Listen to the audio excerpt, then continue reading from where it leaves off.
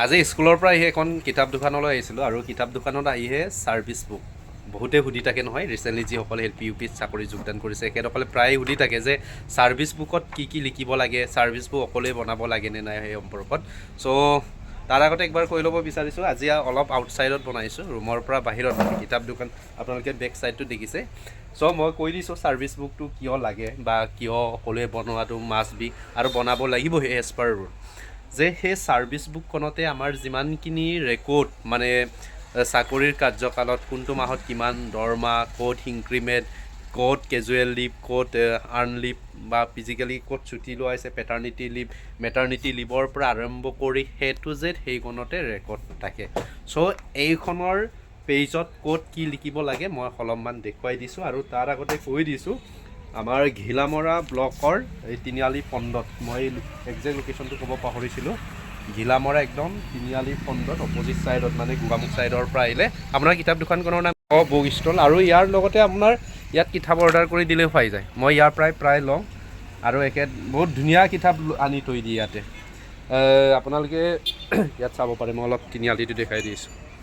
এইফালে left side এইফালে দখুৱা গ'ল, এইফালে আহি থকা একদম অপজিট ছাইডত ঠিক আছে। নিয়েৰেষ্ট কিবা এটা আছে, কি আছিলে জানো নিয়েৰেষ্ট দোকানখনৰ নাম? গ্ৰামীণ বিকাশ বেংক। আৰু সেই দকুৱাখানা ৰোডত এইটো NPS ছাৰ্ভিচ বুকৰ কথাটো অকলেই বনাবতো। চ' এইটো একদম বহুত ইম্পৰ্টেণ্ট, নবনাকৈ নাথাকিব আৰু ইয়াৰ পৰা ল'ব। বহুত ধুনীয়া ধুনীয়া কিতাপ আছে। আপোনাৰ ইয়াত যে এতিয়া যে টিচাৰবিলাকক যে দিছে 1000 নে কিমান কিতাপ কিনিবৰ কাৰণে, লৈছেনে? নাই লোৱা ন? আপুনি মানে কেছ মেমো নিদিয়ে ন? আমাৰ স্কুলৰ পৰা ইয়াতে লোৱা হয় আৰু ভিতৰতো গুদাম আছে। কিতাপ অৰ্ডাৰ কৰিলে এইটো আনি দিব যিটো লাগে, হয়নে? আৰু একেটাৰ কি কেতিয়াবা 1 টকা 2 টকা কমাই দি দিয়ে আৰু কণ্টেক্ট কৰিব পাৰিব যদি লাগে। এই কলেজ যোৱা ৰোডৰ ইফালে কলেজলৈ গ'লে ৰাইট ছাইড আৰু কলেজৰ পৰা আহিলে লেফ্ট ছাইডত পাব। আজি ফাৰ্ষ্ট এনেকুৱা ভিডিঅ' বনাইছোঁ দেই, কোনোদিন বনাই পোৱা নাই। এইখন ছাৰ্ভিচ বুক আপোনালোকে দোকানৰ পৰা কিনি আনিব লাগিব। কিনি আনি আপোনালোকৰ VO অফিচ বা আপোনালোকৰ স্কুলত জমা দিব লাগিব। যিসকলে LPUPৰ এছিষ্টেণ্ট টিচাৰ হয় তেতিয়াহ'লে আপোনালোকে দোকানৰ পৰা এইখন ছাৰ্ভিচ বুক কিনি আনি VO অফিচত জমা কৰিব। VO অফিচত জমা কৰাৰ পাছত আপোনালোকক কামখিনি কৰি দিব। আৰু যিসকল হাইস্কুলৰ অৰ্থাৎ GT বা PGTৰ হয় তেতিয়াহ'লে আপোনালোকৰ স্কুলৰ হেডমাষ্টৰ বা প্ৰিন্সিপাল ছাৰজনৰ হাতত জমা কৰি দিব।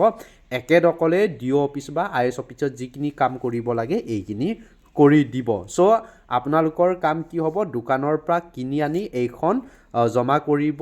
যেতিয়া আপোনালোকৰ অফিচিয়েলি সম্পূৰ্ণ কামখিনি চেলাৰী ৰেগুলাৰ হৈ গ'ল বা গভৰ্ণমেণ্টৰ পৰা চেলাৰী কণ্টিনিউ দিছে তেতিয়া আপোনালোকে সেইখিনি বনাব পাৰিব। এতিয়া কি লিখিব লাগে মই জনাই দিম আপোনালোকক। লাইনতে আপোনালোকৰ লিখা থাকিব গোটেইখিনি আছাম চিডিউল ট্ৰেছ, গোটেইখিনি মানে ছাৰ্ভিচ বুক ৰেকৰ্ডৰ কাৰণে যিমানখিনি লাগে।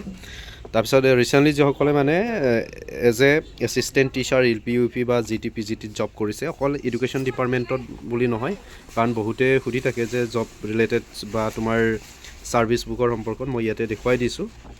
ইয়াতে কিতাপ আনিব আহি সেইখন ছাৰ্ভিচ বুকৰ কথা মনত পৰিলে আৰু অলপ দেখুৱাই দিব চেষ্টা কৰিছোঁ। ইয়াতে আছে তোমাৰ top and finger impression non gazetted government service. ইয়াতে আপোনালোকৰ ফিংগাৰ প্ৰিণ্টটো এনেধৰণে মাৰিব লাগিব, এনেকৈ ফিংগাৰ প্ৰিণ্ট মাৰিব লাগিব, ঠিক আছে, ফিংগাৰ প্ৰিণ্ট। তাৰপিছতে এইখিনি কৰাৰ পিছত আপোনালোকৰ VO অফিচত কৰি দিব সেইখিনি। চ' এইখিনি কৰাৰ পাছত ইয়াত যাব লাগিব। ইয়াতে গোটেইখিনি দেখা পাব ছাৰ্ভিচ বুক অফ, ইয়াতে নেম থাকিব আপোনাৰ ফাদাৰ্ছ নেম, ডেজিগনেশ্যন কি, গোটেইখিনি আপোনালোকৰ ইয়াত থাকিব। তাৰপিছতে আপোনালোকৰ এই ফাৰ্ষ্ট ফেজটো যোৱাৰ পিছত আপোনালোকৰ সেনেধৰণে গোটেইখিনি ৰেকৰ্ড পাতি থাকিব।